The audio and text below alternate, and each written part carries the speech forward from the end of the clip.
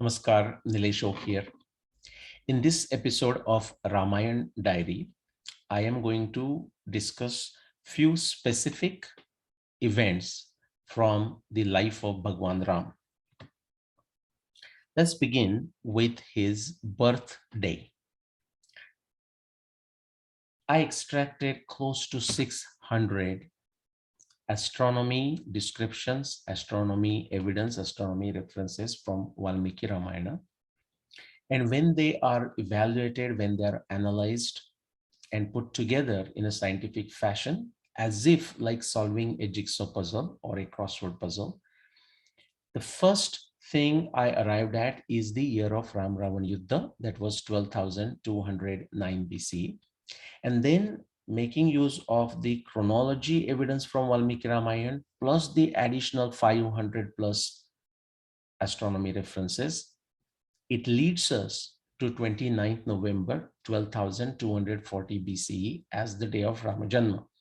That is to say, approximately more than 14,000 years ago. There are many descriptions related to Rama Janma in Valmiki Ramayana. However, I have quoted a specific verse which describes Ram taking birth on Chaitra Shukla Naumi, when Nakshatra was that nakshatra whose nakshatra devata is Aditi, and when moon was the ascendant, that is to say, when Rama's Janma was taking place, the moon was on the eastern horizon. Now, this particular verse where I have underlined that, plus the fact there is also a mention of the Rashi, which you otherwise don't see anywhere mentioned either in Valmiki Ramayana or Vyasa's Mahabharata. It tells us, at least it tells people who understand the nature of epics, the introduction of the Rashis into some of the Grantha of our ancient Indian narratives, but totally absent in others, such as say Rigveda, for example. We have every reason to at least suspect that there is some interpolation involved, some addition, some modification that is involved in this particular verse.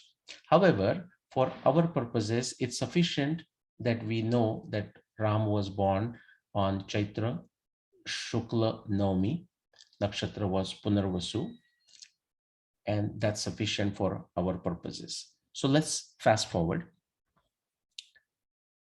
to the day of Rama Sita Vivaha. Okay, that took place in Mithila on 4th January 12,223 BC. Rama was around 16 years old. Sita was more or less of the same age. And if you are wondering why the day is given as 4/5 January and not just one day, that has to do with the fact that the information about this particular day comes to us in the form of a nakshatra, which is to say the position of the moon in that nakshatra as seen from the earth, that is given as Falguni, Uttara Falguni. And because of the uncertainty related to exactly predicting the position of the moon with respect to nakshatra as seen from the earth, I have given here the range. It's not always necessary. In some cases, it is necessary. You will find that in some other case also something similar. So Ram and Sita, they married on 5th January 12,223 BC. Let's fast forward. Now this came back to Ayodhya. They spent about 1 year in Ayodhya enjoying life. During this time, Bharat and Shatrughna, they left for Kekaya along with their new wives, okay?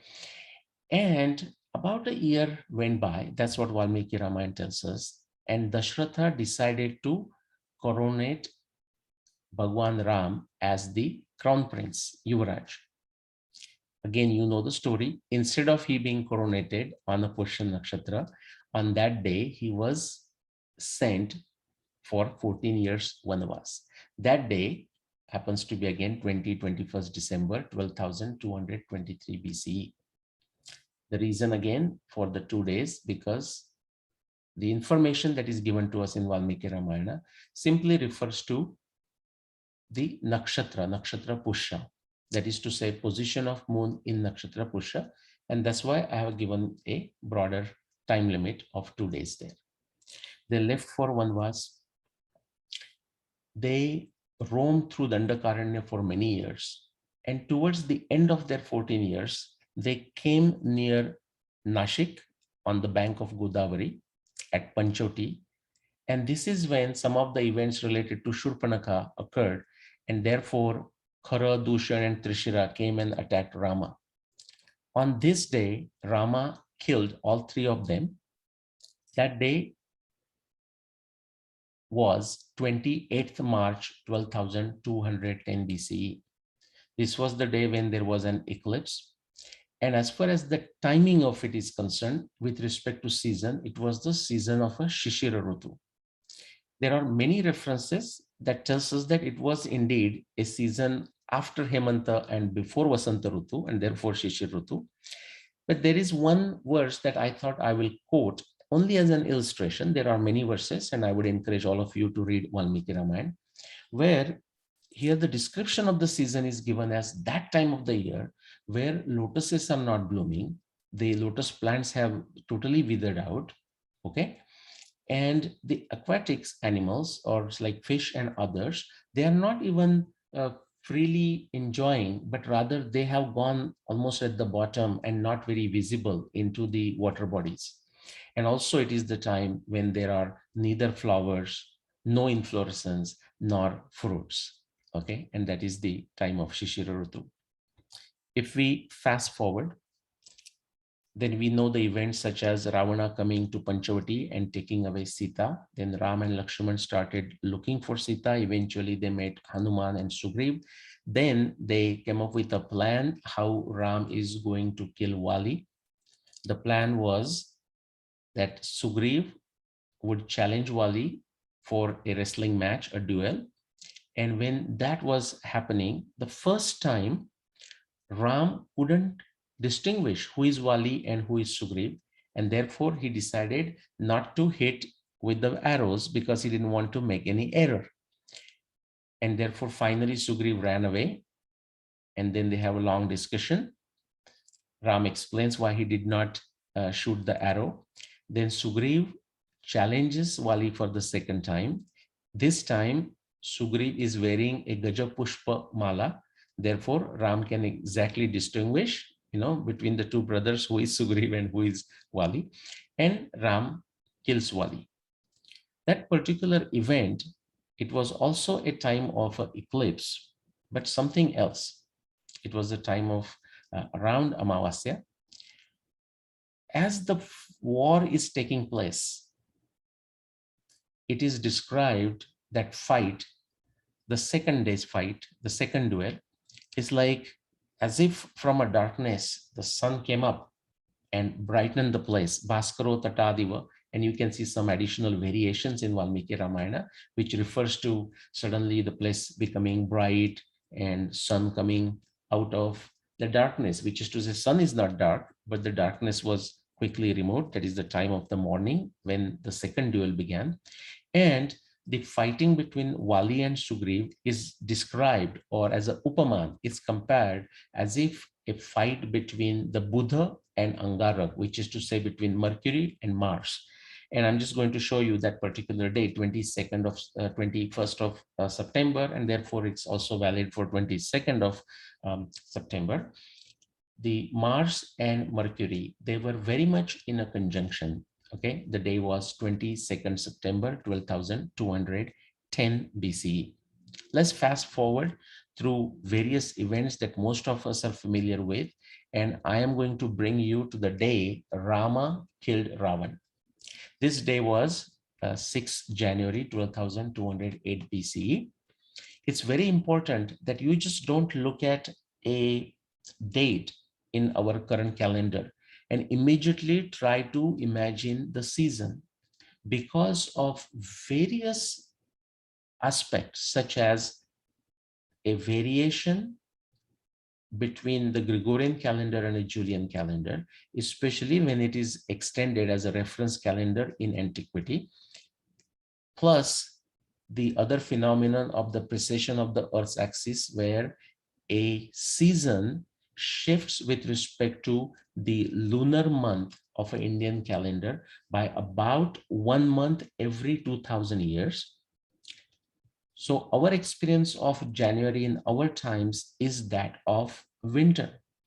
Well, that was not the case when you go back 14,000 years ago. In fact, when we use the reference Julian calendar and extend it backwards, this time was that of the Sharad Rutu, or the second part in this case, I would say, of a Sharad Rutu. Okay.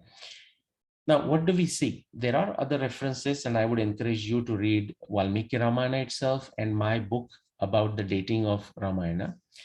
But just as an illustration again, I'm going to show you a shlok from Valmiki Ramayana that does a beautiful comparison as a upamana, as a metaphor, with Rama killing Ravan. It says Rama is killing Ravan, and that looked like Ramachandra, okay, and Ravan as if Rahu.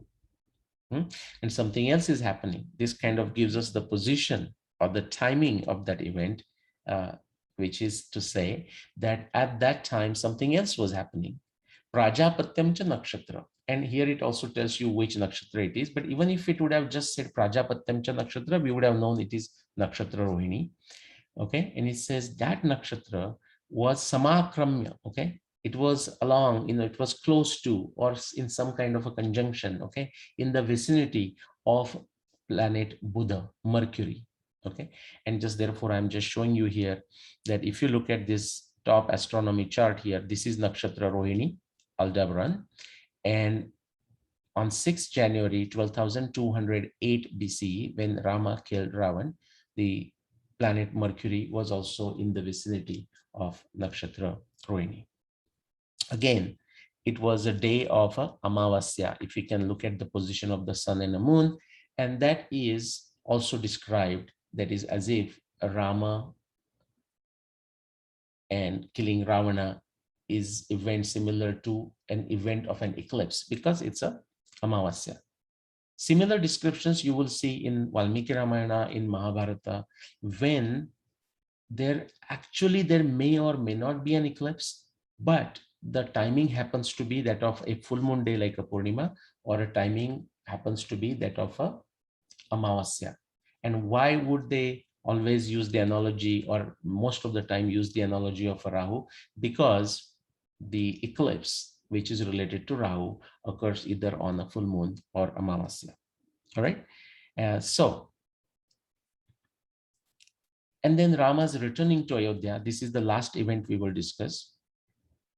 After that, all the cremation related activities of Ravanas were performed. Ram did not enter the city of Lanka, as he has taken the vow not to enter any city during his 14 years of Vanvas. So then Vibhishana offers his Pushpak Viman. They all board, the key individuals from a Vanara side, also from the Rakshasa side, Vibhishana side. On the way, they stop at Kishkinda, where Vanara ladies also join the party, and then they head for Ayodhya. Actually, they land, the Pushpak Viman first comes to the ashram of Bharadwaj. Okay, and that day is the day of a Panchami. In fact, the evidence tells us that it is a Vaishak Shukla Panchami. And then Ram sends the message to Bharata along with Hanuman, saying that please go and tell him that on the next day, on the Pushya Nakshatra, Ram would come to meet you. That is to say, on a Vaishak Shukla Shashti, 6th day. That is actually, again, Ram and party arrived at Nandigram, just outside Ayodhya. Bharat welcomed him, and that is the day he was coronated. Ram was coronated as a king, and that is the ceremony or the picturization of that ceremony that you are seeing here. So that took place on Vaishak Shukla Shashti. And if we say Vaishak Shukla Shashti, I don't have to say what the nakshatra is. The nakshatra will always be Pushya plus minus one nakshatra. Sometime you can have a slight shift if it happens to be Adhik Masa and so on. But based on Valmiki Ramayana Nakshatra, it was indeed the day of Vaishak Shukla Shashti Pushya Nakshatra, and that day happens to be 13th January 12,208 BCE. I hope you found this information useful. If you liked it, please share, please discuss these details with your family members, with your children, with your parents and grandparents, whoever is watching it. And if you would like to know more, the details of it, you may watch additional videos of mine, but you can also read my books. Now, in this specific case, the book that you are interested or you would be interested is that first book, 12,209 BCE. That is the title. That's how the book looks. If you are in India, you can purchase it from Subbu Publications.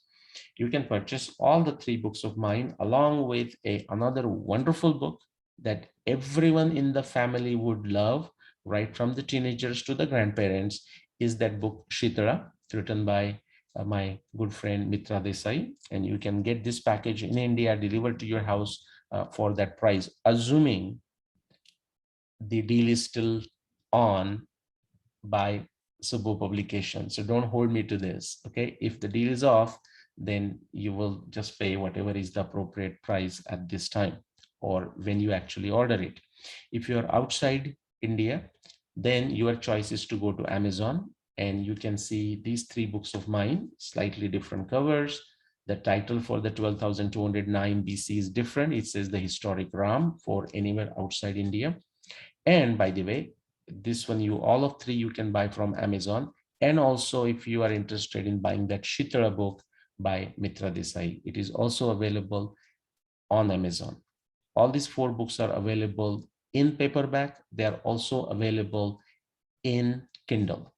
The reason I include this information is usually after I post the videos, people start asking me the details about the books, if they are available in paperback, if they are available in Kindle. And many times, I would just have to repeat the same information again. So I'm just ensuring that I include it in my presentation. Namaskar.